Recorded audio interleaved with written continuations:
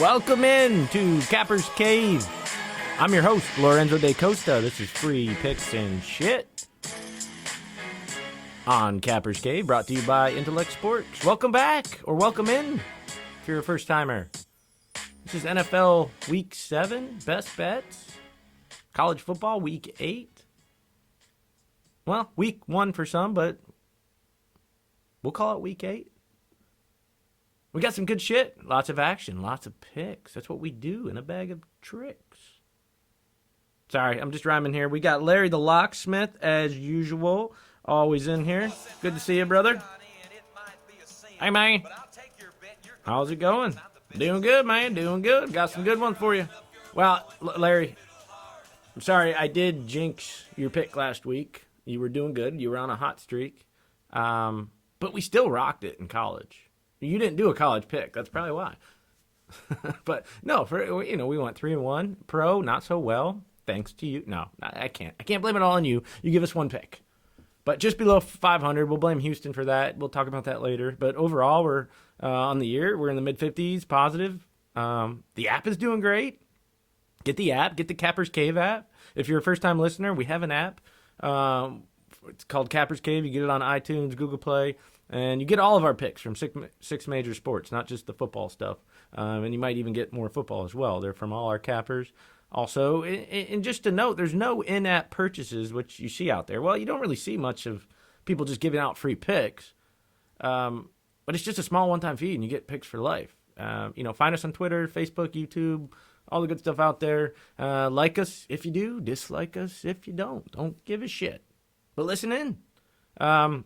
So what do we got, man? We got a lot going on. College football, Big Ten back. Big Ten is back.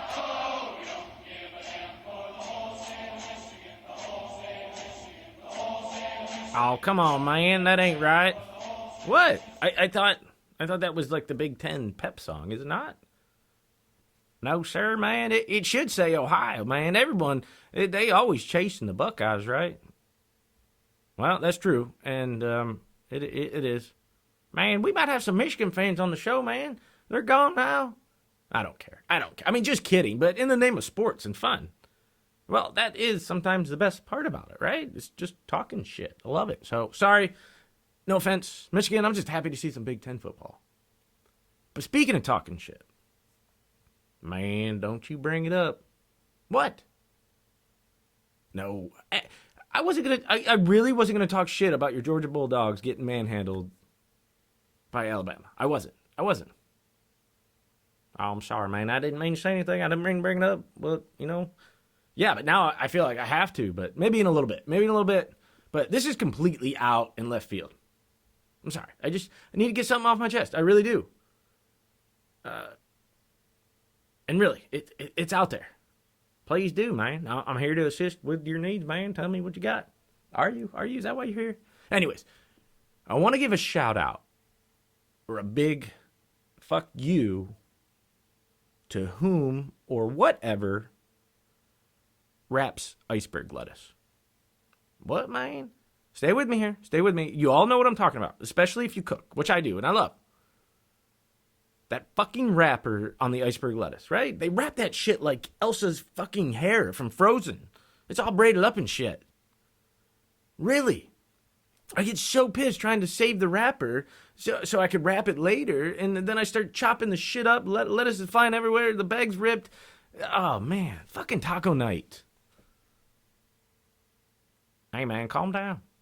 Why don't you just buy, like, the pre-chopped bags, man? Make it easy. Well, Larry, that's a good point. Good question. Easy. I'm a cheap ass.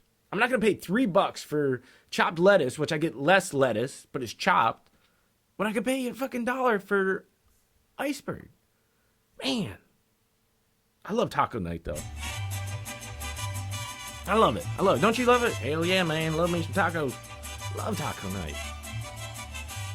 Really, you got to do something about that. Man. Got to do something. Moving on. We'll get out of left field. Let's bring it back here. Let's talk about some college. Those Carolina teams that we've been talking about.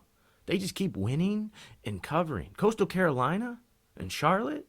The markets may have caught up on them right now. Okay, so we might want to wait this week. But we won't lie.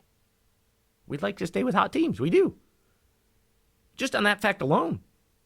We lower our units, but we'll stay on it. Yeah, so we have action on these games.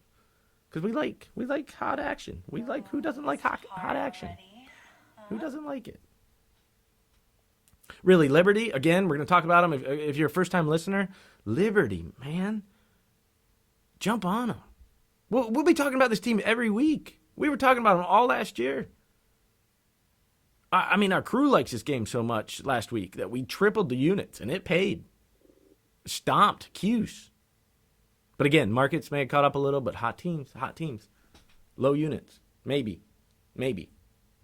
And that's it for college. We'll get some picks for you, but again, I'm not going to talk about your Bulldogs because we won with them, and I'm happy. We won. Going against them, but we won. I'm sorry. You guys really got rocked in that game, but we knew it was coming. I'm sorry. Yeah, man, pour it on. It's all right, man. It's all right. We'll keep going. We'll get up there.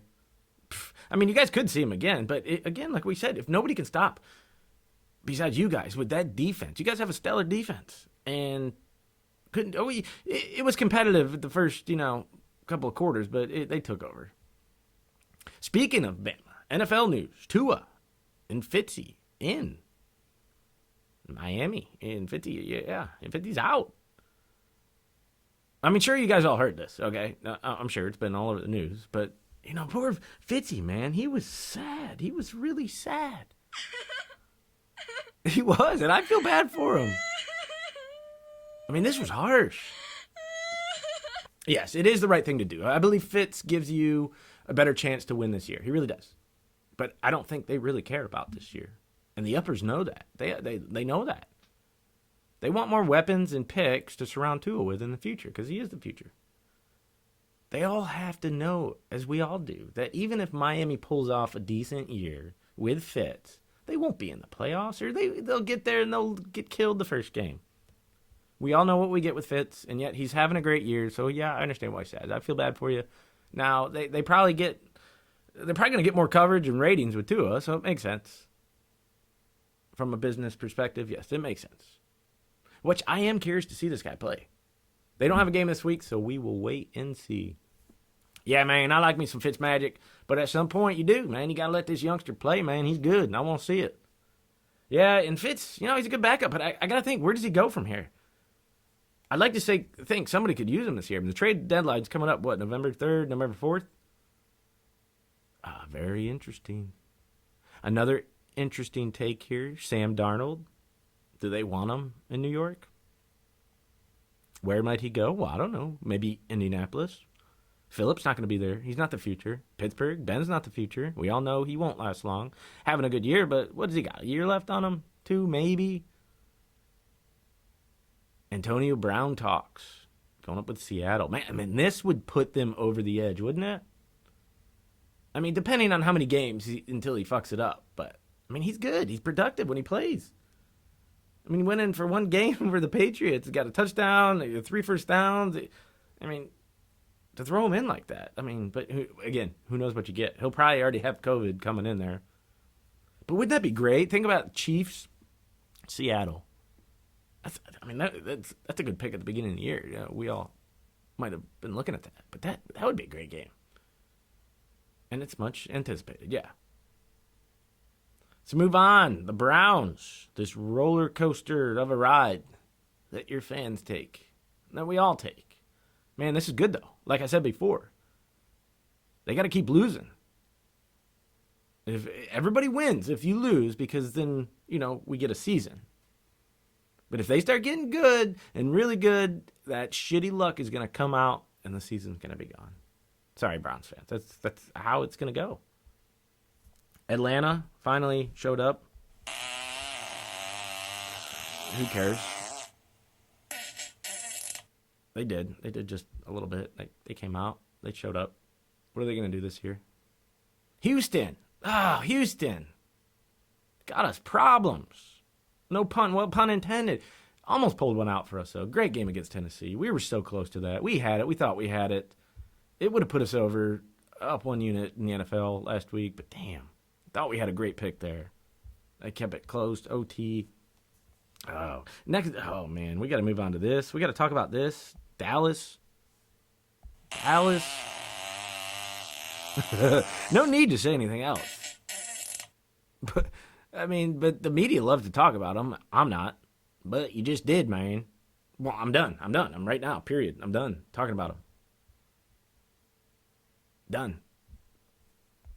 Done. We got anything else to talk about? Oh yeah, what everybody came here for. I think that's what you might come here for. Maybe to get some picks instead of sitting around and talk about some whatever we have to talk about. Let's get into it. First up on the slate, it's a Friday night game. Illinois at number 14, Wisconsin, sitting at minus 20 right now. Or 19 and a half, sorry. Despite not having a spring season and a small training camp due to the Big Ten offseason, as we all know, and coronavirus, we do think this is a high number for a team that beat them last year and have a better team this year. Lovie Smith, this is the most prepared team he's ever had going into an opener, I think. Wisconsin they only hold a 42-38-7 lead in the series. Graham Mertz, QP, Wisconsin, he'll get his first collegiate start against a defensive coordinator who has 14 years of experience preparing for NFL defenses. No Jonathan Taylor. They'll have talent. Wisconsin, they don't have their starting quarterback. And they lost their top running back, of course, we talked about, and wide receiver from 2019. Their defense also looks depleted compared to last season. Illinois, on the other hand, is returning pretty much their entire roster. Honestly, I'm shocked. Wisconsin is ranked. I see this as an upset on paper, but I don't think there's not a big talent gap between these two. Illinois, they'll bring the most experienced offensive line possibly in the Big Ten.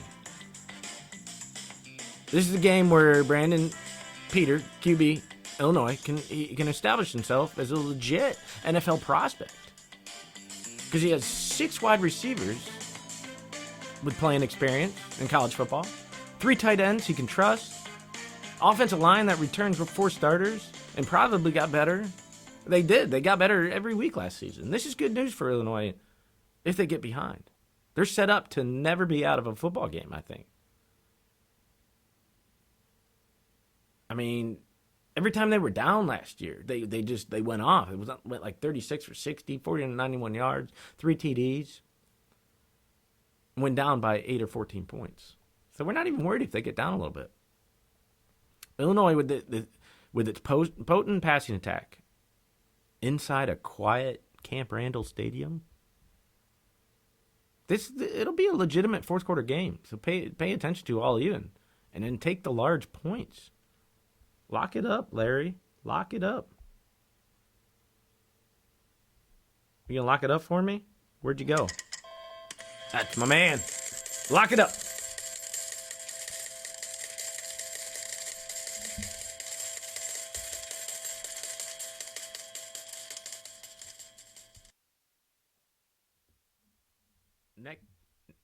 Next up. You turn my volume up, man? What's going on? Next up, number 22, NC State at number 13, North Carolina, sitting at minus 16.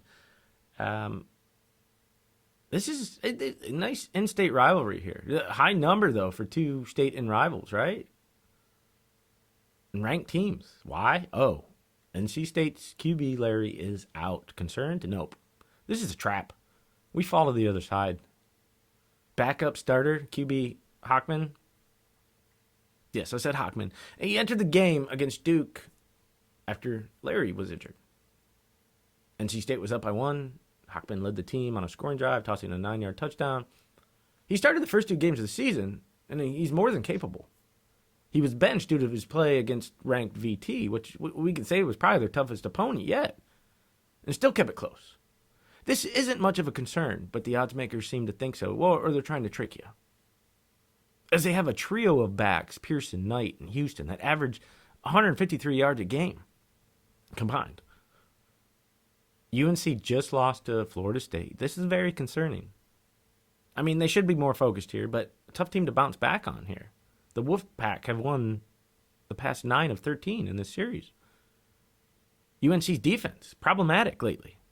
It's allowing 26 points a game yielding 152 rushing yards, 38th in the nation. And they've yielded 76 points in the past 2 games. Something, yeah, they'll need to rectify as soon as possible. I think it's going to be tough against the NC State offense, posting 33.6 points a game, which ranks 28th in the land. NC State, man. Won the last 3-0 ATS, beat Pitt, beat ranked Virginia on the road. And now they don't have to travel far. I mean, basically in the same area. Take the big points with State. This should move up with the public all over, but it went down a little bit. I mean, they love it when a QB's out and they hear that, boom. Just got to look into it. Take it. NC State plus the 16 points.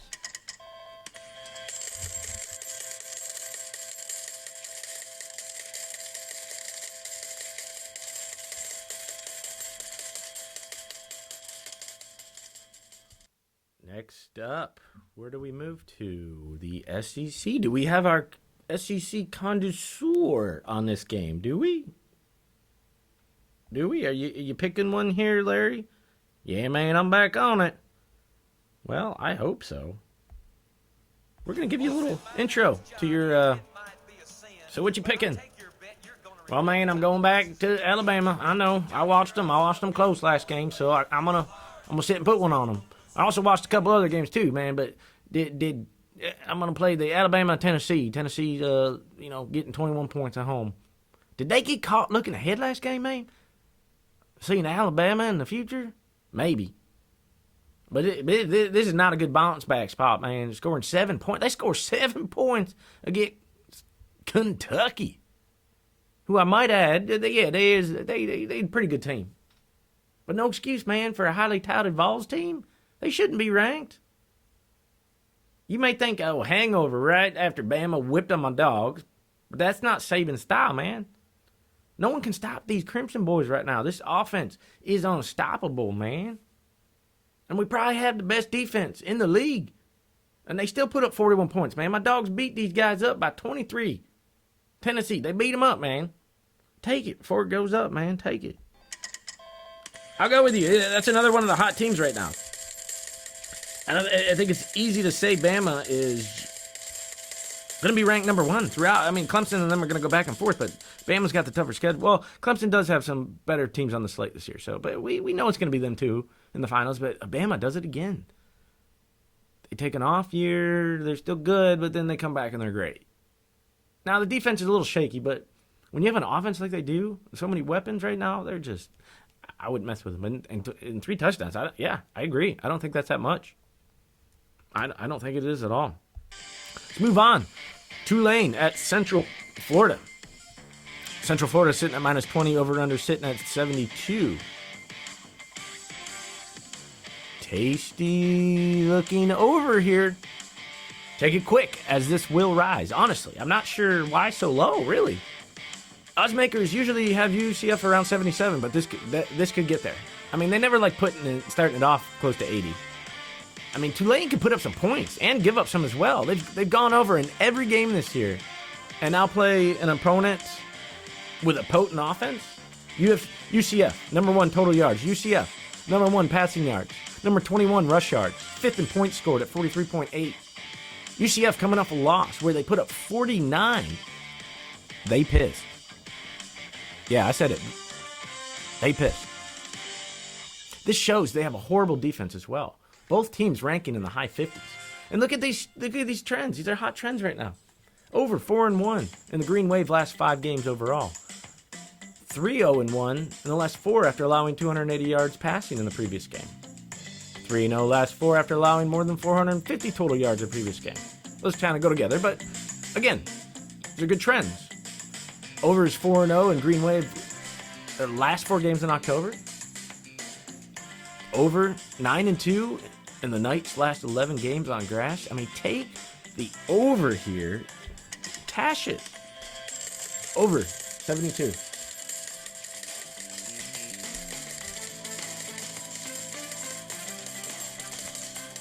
Move on. We got some more Big Ten. I'm surprised we do. I mean, we like sometimes the early games to jump on them quick, but these are the first games of the season. Sometimes they are a little bit more, a little tougher to bet on. But we like the big action. We like the Big Ten action. We got Iowa, Purdue. Purdue sitting getting 3 points at home. Iowa coming off a nice season and a good beatdown against UCS in their bowl game. USC. They start the year with a new QB, Spencer Petras. But it's nothing new in college and won't pose any problems here. Spencer finished as the school's record holder for touchdowns and yards in the season. Listen to this guy. Completing over 63% of his throws. Over 4,000 yards, 50 touchdowns, while just throwing 2 interceptions. These records, listen up, these records have been held by who other than, Jared Goff, who went to his high school. Who was, we all know him, taken in the 2016 draft. First player. The nerves may be in play here a little bit, okay? Yeah. But I would return some nice playmakers and just 3 players needed to replace on defense. That's it. The big question mark here for Purdue will be quarterback, because they don't know. Jack Plummer.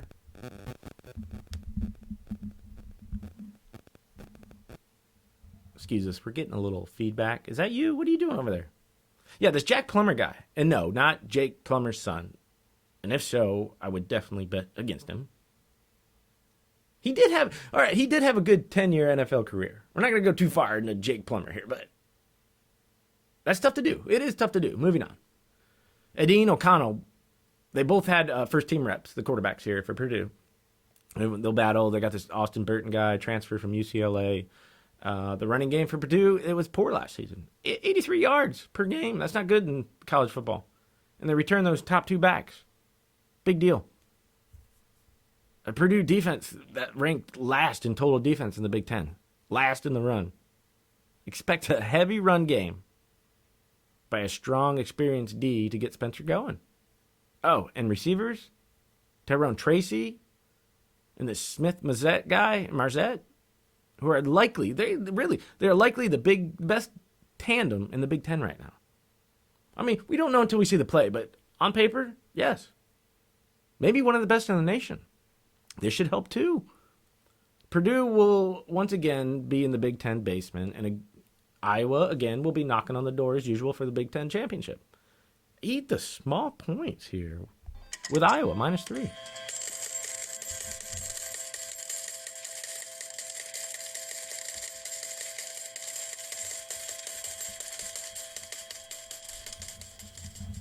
Are you kidding me? Do we have more Big Ten? We do have more Big Ten because we like it. We like it. We pay attention to it. Even though there hasn't been anything to pay attention to, but we still like these early game action. And listen to this one, okay? We got Nebraska at number 5, Ohio State, sitting at -26. It's already gone down, which is great for what we're backing here. Buckeyes back in action in Columbus, return of ton of talent. Most notably, Justin Fields, Heisman contender, and he will be again this year.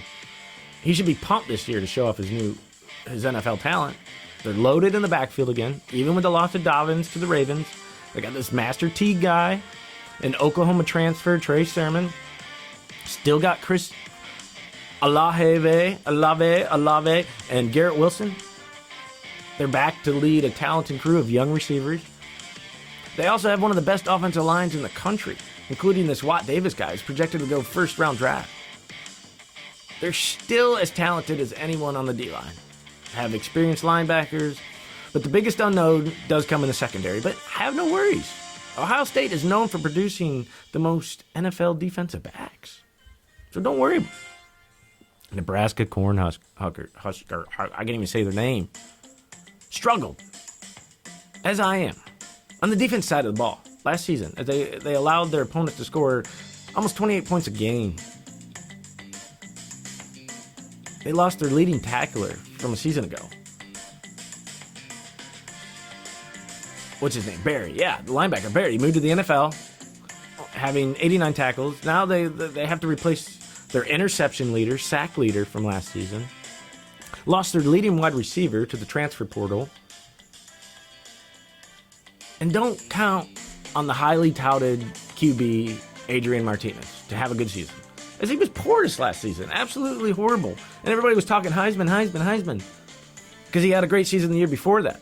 Okay, he's definitely seasoned, but you know what? This guy, I don't think he's that much of a talent. The Buckeyes crushed him last year. Bucks. Now listen to this trend. Look, we found their last 10 openers, right? First game of the season.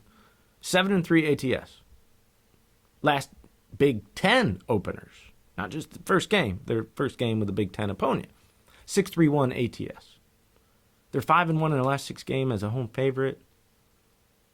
They're 1-4. I'm sorry. 9-3 in the last 12 games as a favorite.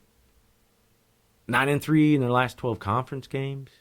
Cornhuskers 0-4 in their last 4 games in October. 1-4 in their last 5 road games. 2-7 in their last 9 games overall. They're just not a good covering team. Buckeyes are. And that's what we're talking about here. Big Ten, though, with only 8 games on the slate, the Buckeyes know they have to cover the spread and buy a lot to be in any playoff conversations. Yeah, man, I think it's going to be tough in Big Ten if they get COVID and have to miss games. I know they won't have time to make up games and maybe no playoffs if that happens. You know, unless the NCAA they adjust, which they might. We'll see. We'll see. But yeah, they're going to be on a tight schedule if anything does happen. Let's move on. What do we got? Is that it for our picks? So we got Buckeyes -26, Iowa -3, Tulane, Central Florida over 72.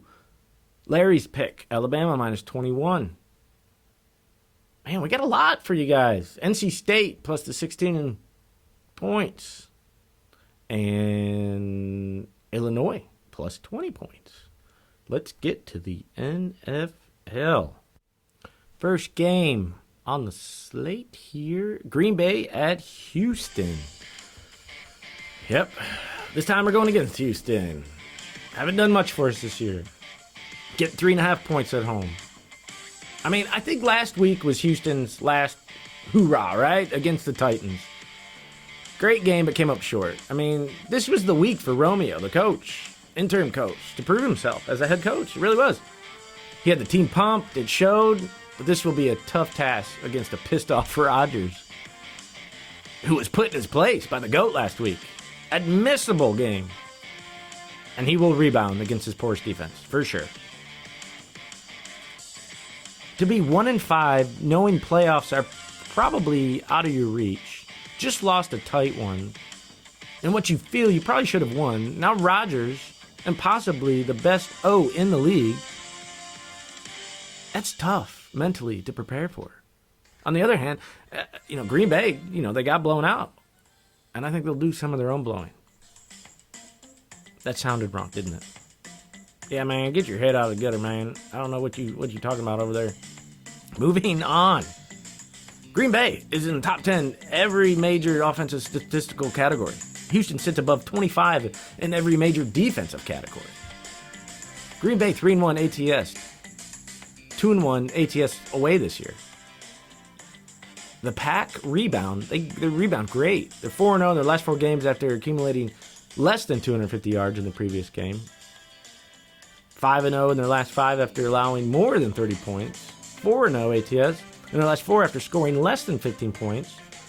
And all these trends, they're saying they rebound great.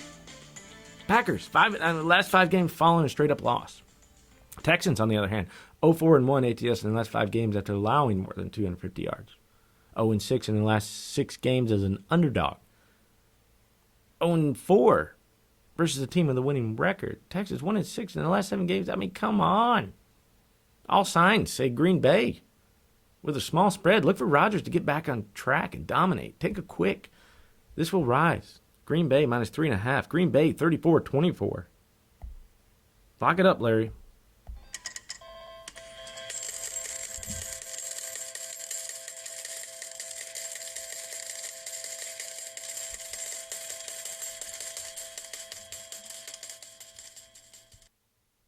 The Battle of Ohio. Cleveland at Cincinnati. Cincinnati, low spread here.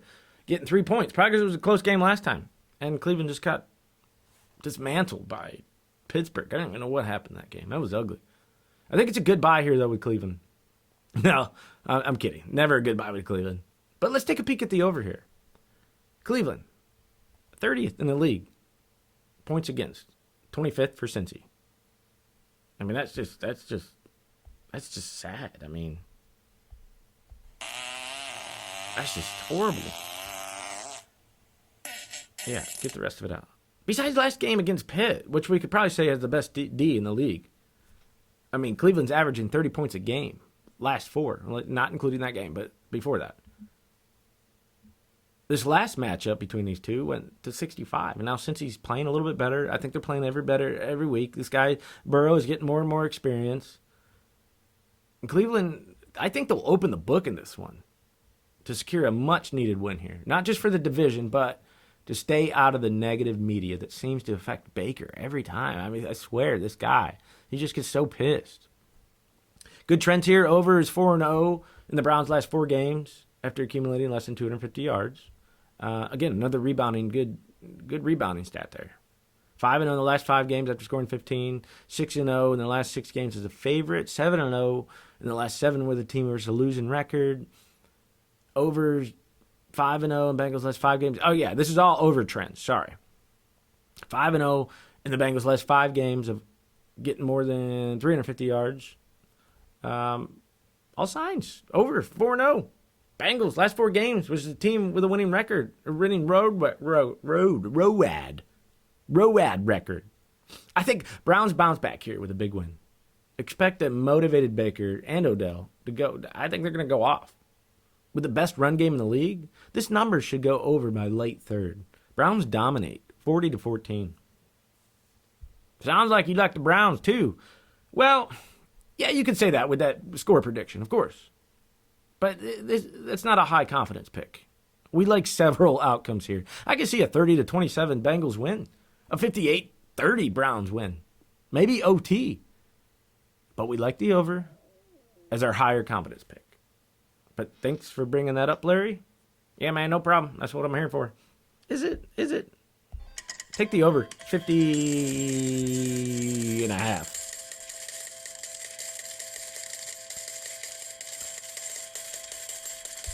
Up next, Carolina at New Orleans, minus 7.5. Man, Carolina, I know this was your pick last week, but they just treat us shitty. We cannot get on the right side of this, but we're going to keep going with it. Because again, cliche, it's a marathon. Tough spot, though, I think, for the Cats here. Off a tough loss where nothing looked good against an average Bears team. They do have a great defense. I wouldn't say great, they're good. I mean, but Panthers are starting to trend the way we expected. Still with no McCaffrey, and they've done a great job. Hats off. They've done a great job.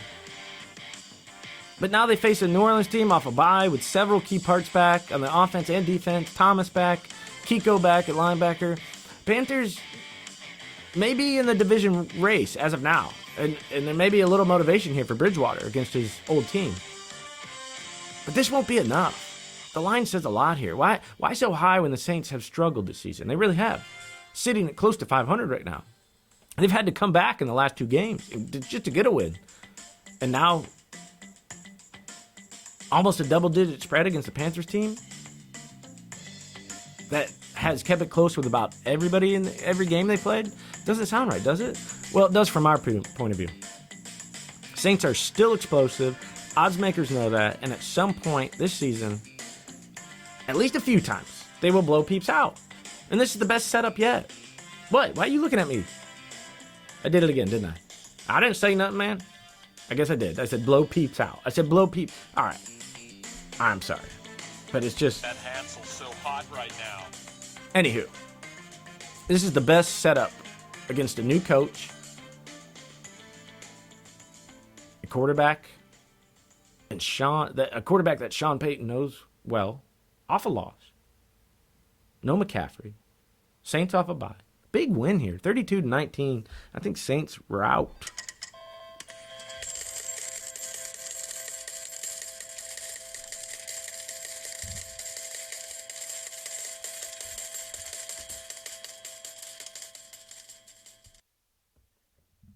Last one on the board here. Okay, we're going to throw in a little teaser action. We do like the ATS number where it's at, but let's get into it. Kansas City at Denver. Denver getting 9.5 points, over under sitting at 47. But we like the tease here. We're going to give you a little teaser just to secure it.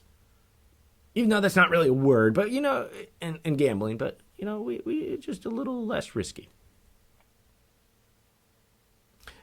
You can call it probably the biggest win in the brief coaching career for the Broncos last week, right? For Vicky, Mr. Vic. Big win in Foxborough. Locke didn't look great, Drew Lock, but he's been out a few weeks. The team overall, though, looked good. From special teams, Phillip Lindsay, the D, great all-around win. But we think Locke comes to play in this one, in this divisional matchup. Weather, high alert here. Only going to be a high of 25, 60% chance of snow. Over-under already dropped 3 points due to this. I mean, this may benefit Mahomes and Clyde. But we can say probably the same for Locke and Lindsay. Locke can run too, big arm. I smell a cold, close game with turnovers and Denver winning that battle. I mean, take the Broncos here, getting points. I mean, this may be going out on a little limb, but I think 9.5 points is too much to give the Broncos right now. Denver, they got some wind in their sails right now. Beat New England.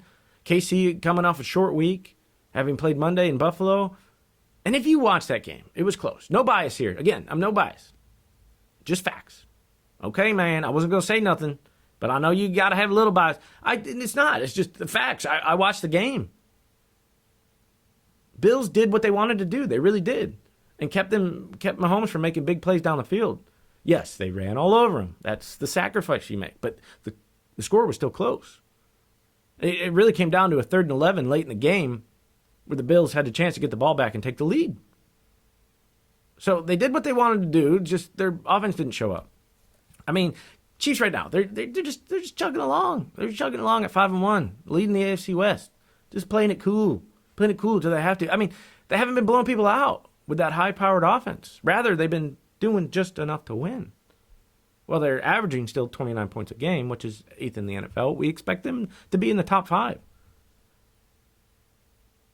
They stay on the road here in Denver, another road game, and may find themselves going through the motions until they really need to turn it on and win.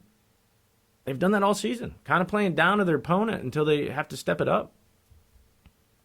Denver should be able to run the ball with Lindsay. And their defense, they've been solid. I mean, Chiefs are 4-11 and 1 ATS in the last 16 games after allowing less than 150 passing yards in the previous game. The Broncos are 4-0 in their last 4 versus AFC. 8-1 in their last 9 games in October. 4-1 in the last 5 games overall. 4-1 in the last 5 games as an underdog. 13-16 in the last 19 games as a home underdog. Calm down, man. No. Take the home points and a 6-point teaser with the under. Expect a lot of running here from both squads.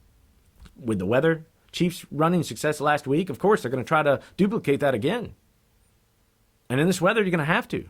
I mean, Denver relies on the run anyways. This could be a slow, cold game, with Mahomes probably pulling it out late. Okay, he's going to make some plays and pull it out late, but they're not going to win by 9.5 points. Now, the under, let's look at some good under trends. It's 4-0 in the Chiefs' last 4 games as a road favorite. Under 6-0 in the Chiefs' last 6 road games. 7-1 in Chiefs' last 8 games in Week 7. I know it's a rare one, but still looks good. 7-1.